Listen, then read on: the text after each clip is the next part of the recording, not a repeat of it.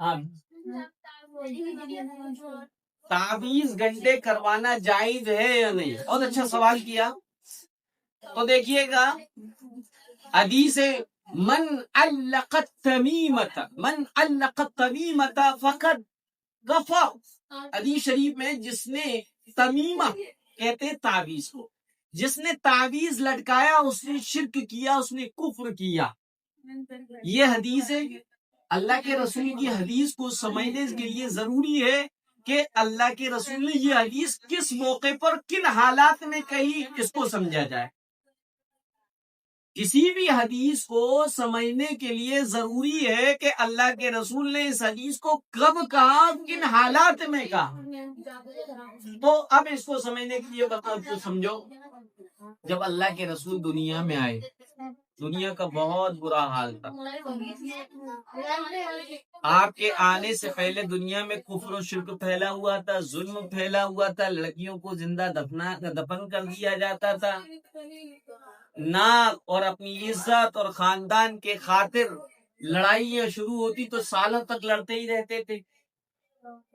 اور بے دینی کا عالم یہ تھا کہ اپنے جیسے بلکہ اپنے ہاتھ سے بنائے ہوئے کو اپنا خدا مانتے تھے. بیت اللہ پر اللہ کا جو گھر ہے اس کا ننگا تباہ کیا کرتے تھے، خون سے اس کی دیواروں کو پوتا کرتے تھے. گویا کہ دنیا بہت بری حالات میں تھی. اللہ کو ترس آیا، اللہ نے امام الانبیاء رحمت للعالمین صلی اللہ علیہ وسلم کو بھیجا.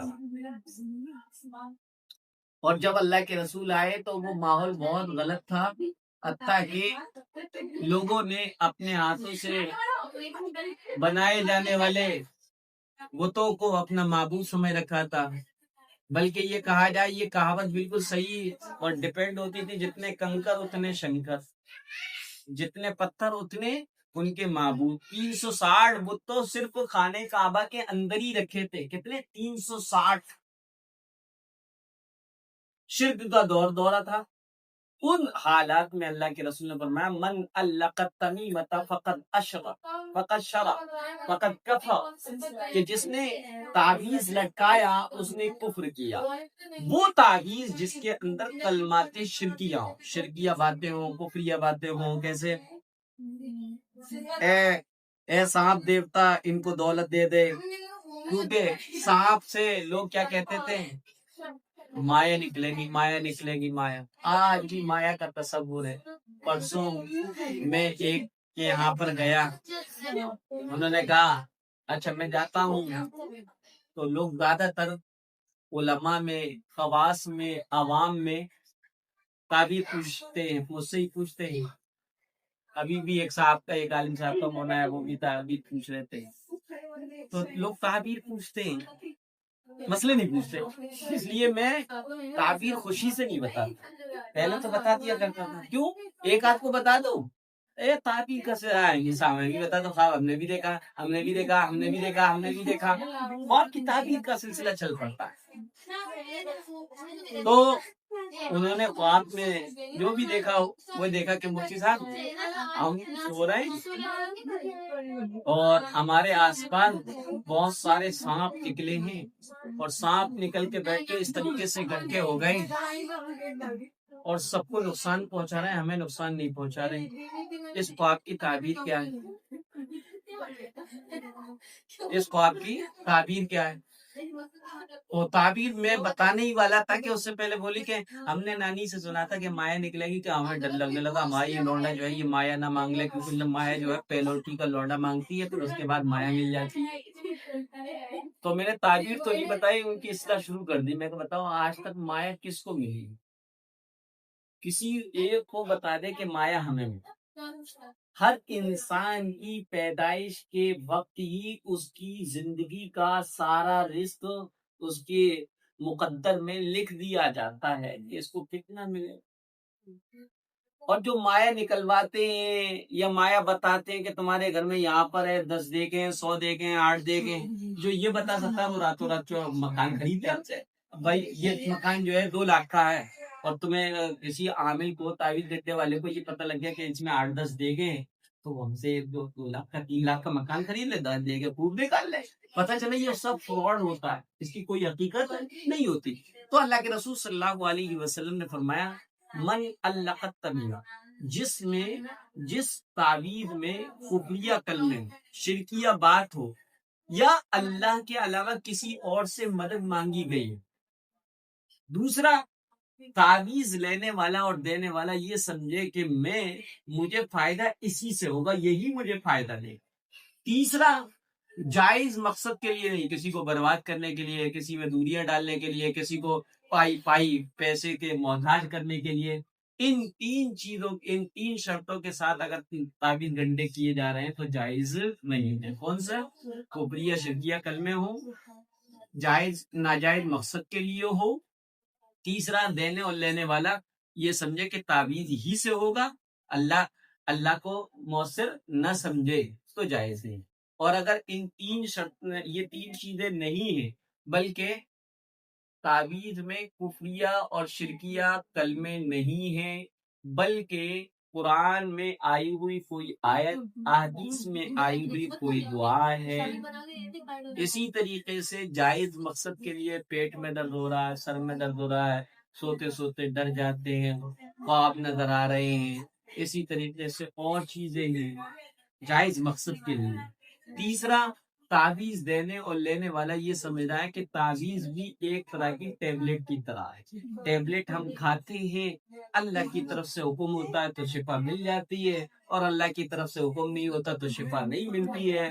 اسی طریقے سے یہ نقش اور یہ تعویذ ایک ذریعہ ہے، اس کو ہم اپنے پاس رکھ لیں گے، گلے میں ٹانگ لیں گے، باندھ لیں گے. اللہ چاہے گا تو شفا دے دے گا، اللہ نہیں چاہے گا تو شفا نہیں دے گا. اگر اس شرائط کے ساتھ ہے تو تعویذ کرنا جائز ہے. لیکن آج کل یہ تعویذ ہوتے ہیں وہ ایک دوسرے کو برباد کرنے کے لیے، اور یہ عورتیں زیادہ نفاثات فی العقد، گروہوں میں، گانٹھوں میں چھو چھو چھو چھو چھو کر کے، یہ چھو چھو کرنے والی کون ہے؟ نفاثات ہے، پھونکنے والیاں ہیں. اور آج بھی جتنے بھی تعویذ دینے والے ہوتے ہیں ان کے یہاں پر آپ گزرتے بھی ایک نظر ڈال لینا، مرد ایک ملے گا، 8-10 عورتیں مل جائیں گی، اور 8-10 عورتوں کی سب کی پرابلم ایک ہی ہوگی. اگر بہو ہے تو وہ ساس کا دکھڑا رو رہی ہوگی، ساس ہے تو بہو کا دکھڑا رو رہی ہوگی. سب کی یہی ٹینشن ہے، سب کی یہی ٹینشن ہے. اور یاد رکھو، آپ پڑھے لکھے، آپ کے گھر میں آپ کے گھر والے بتائیں گے تو کچھ بتاتی نہیں، کیا پڑھ رہی ہے، کچھ کر ہی نہیں رہی ہے، دیکھ تیری چچی وہ کر رہی ہے، دیکھ تیری فلانا، دیکھ تیرا فلانا. تو مجھے بھی تانے میں میری امی تھی، مجھ سے یہ کہتی تھی کہ وہ ہمارے لیے کریے مت. اچھا، عجیب بات یہ ہے کہ ننیحال والے پڑھے لکھے نہیں ہیں ہمارے. اچھا، وہ کہتے تھے کہ خالائیں کبھی ملتی تھی تو کہتے ہیں للہ تو ایسا کرتے کہ تیرے خالو ہماری ملتی. تو میں ان کی بات کو سنا کر دیتا ہوں اور یہ کہہ دیتا ہوں مجھے معلوم نہیں، میں نہیں جانتا. بہرحال امی تک پہنچ جاتی تھی یہ خبر.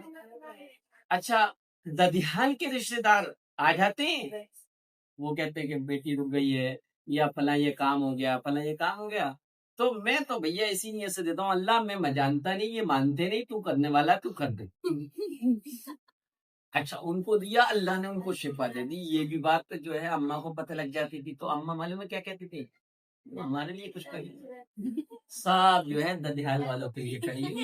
عجیب بات یہ کہ ہمارے گھر کے پڑوس میں جو رہتے تھے وہ لوگ بھی یہیں آ جاتے.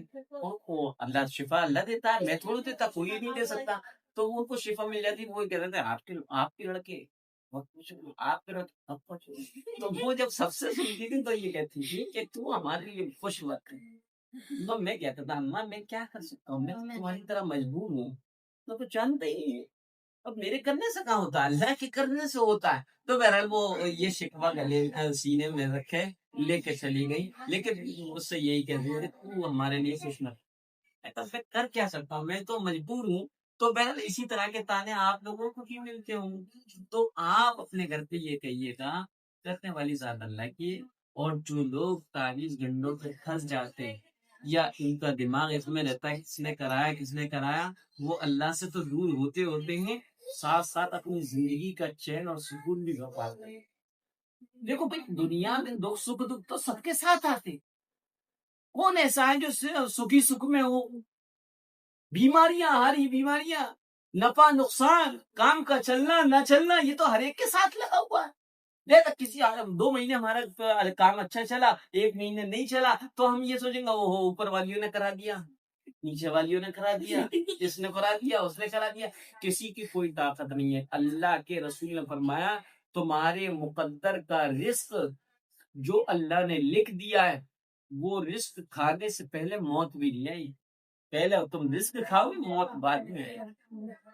اس لیے نہ تو کوئی ہمارا رزق روک سکتا ہے، نہ کوئی ہمارا کام بند کروا سکتا ہے۔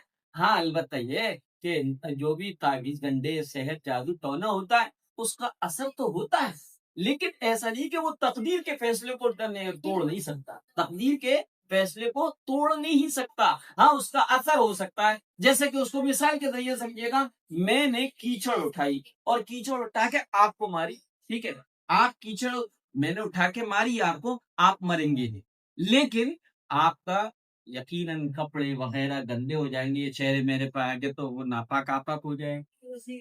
تو اب یہ سحر اور جادو ٹونا کرنا اتنا ہی برا ہے جتنا کہ کیچڑ ہاتھ میں لینا اور کسی کو مارے، اور اس کا اثر اتنا ہی ہوگا، تھوڑا بہت لائف ہلتی ہے، تھوڑا بہت آپ ہل جائیں گے، ایسا نہیں ہے کہ وہ آپ کو ختم کر۔ سمجھ میں آ گیا؟ چلیے